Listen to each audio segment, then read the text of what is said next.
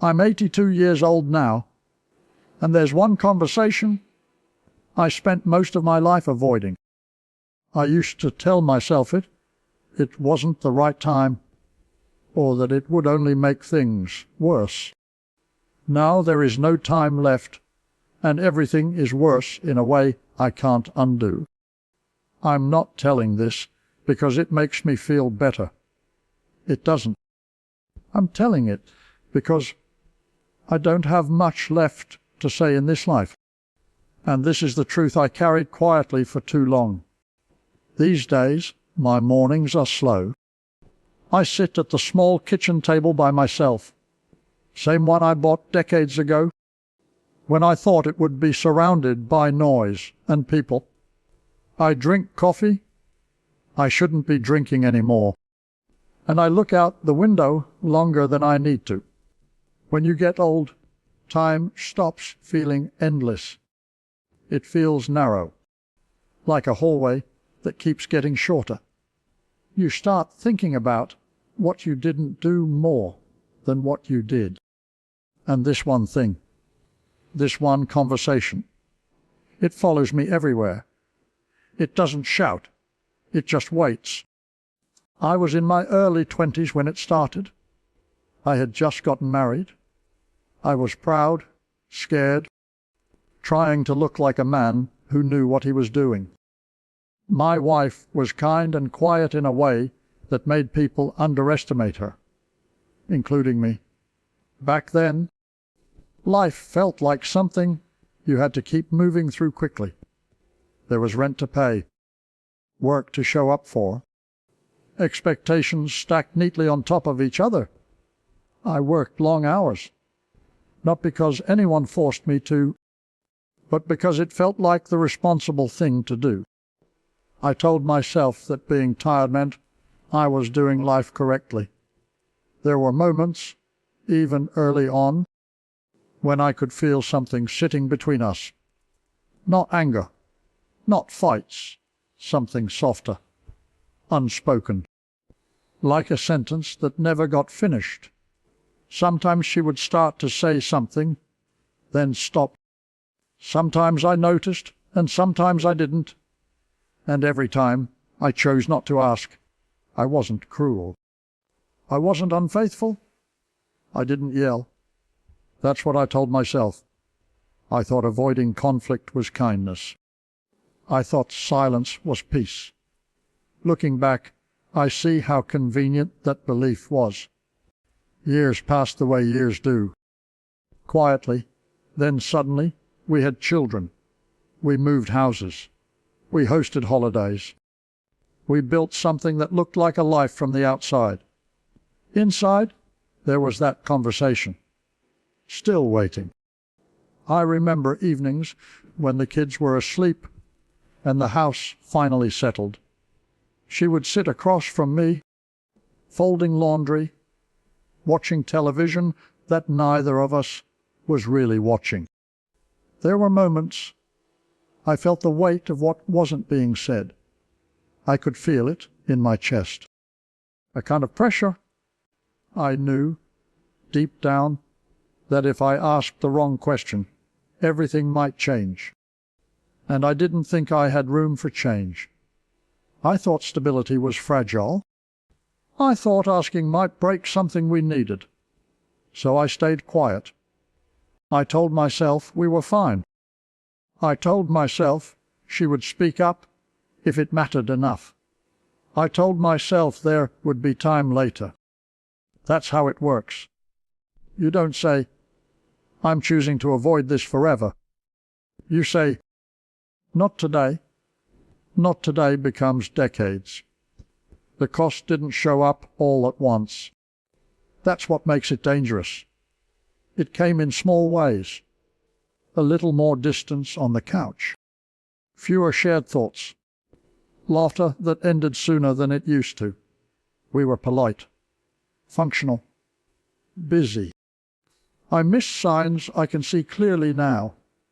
She stopped asking for my opinion on things that mattered to her. She stopped correcting me. She stopped trying to be understood. I didn't realize that silence can be a form of leaving.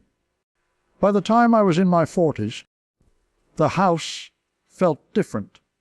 The children were growing, forming lives that didn't revolve around us anymore. I felt proud of that, but also strangely empty. I remember one night in particular.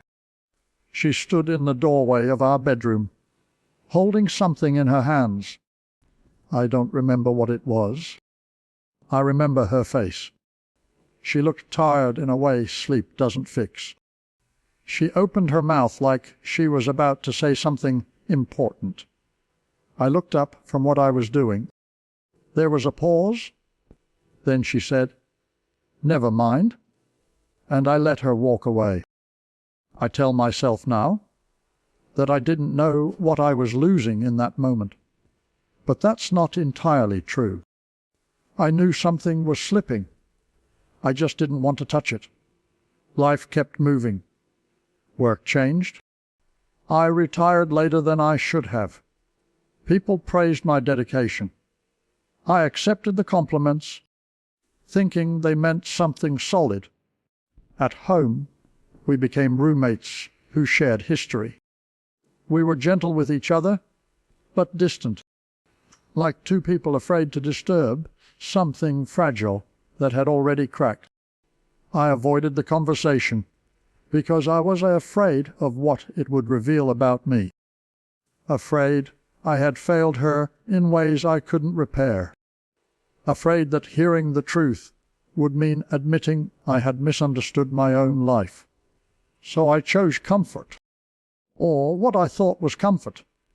Then came the turning point, not dramatic, not sudden, just final. She got sick. At first, it didn't seem serious. Doctor visits, medications, adjustments. I told myself we'd talk after things settled. They didn't settle. I remember sitting in a hospital chair that was too stiff, listening to machines hum. She was thinner than I had ever seen her, smaller, like the years had finally caught up all at once. One afternoon, when the room was quiet, she looked at me and said my name, the way she used to when we were young. That should have been my moment. I should have said everything then. I should have asked. I should have listened. Instead, I said something ordinary, something safe, something useless. She nodded, closed her eyes. She died a few days later, after the funeral, after the people stopped calling, after the casseroles were gone, and the house returned to its silence.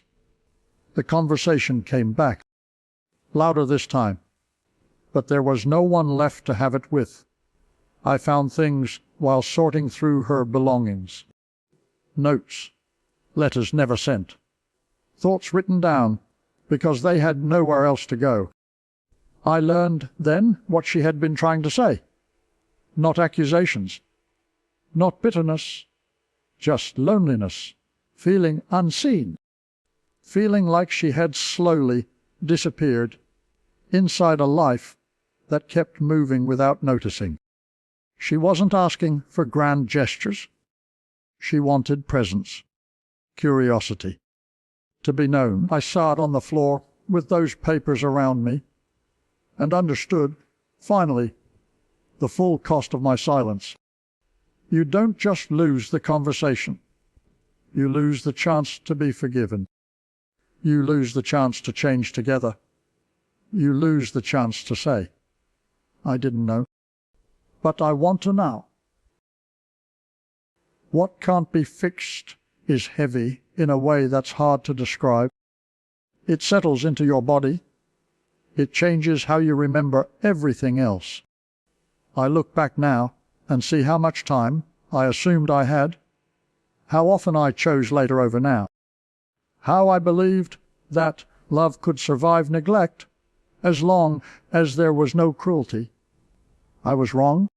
I don't wake up thinking about success or accomplishments. I wake up thinking about that one question I never asked. When people talk about regret, they often talk about big mistakes, obvious ones, failures. This wasn't like that. This was quiet, polite, reasonable, and it took everything. If you're listening to this, I don't know what your life looks like. I don't know who you might be avoiding. I'm not here to tell you what to do. I just know what it's like to sit where I'm sitting, with all the time in the world behind you and very little ahead, and realize that the hardest conversation was also the most important one. I wish I had understood that discomfort passes, but absence doesn't. That saying something imperfect is better than saying nothing forever. I wish I had known that love doesn't stay alive on good intentions alone. I'm not asking you to fix anything. I'm not asking you to confront everything all at once. I'm just telling you what 60 years of not today feels like when there are no tomorrows left to borrow from. If this meant something to you, you can sit with it. You don't have to do anything with it right away. As for me, my days are quieter now. I talk to her sometimes, even though I know she can't answer. I tell her the things I should have said earlier. It doesn't change anything, but it feels honest. I don't have much time left. I can feel that. I move slower. I forget small things. Some mornings I wake up surprised I'm still here. This is the truth of my life. One conversation. 60 years. Everything. I hope, in some small way, it doesn't have to be yours.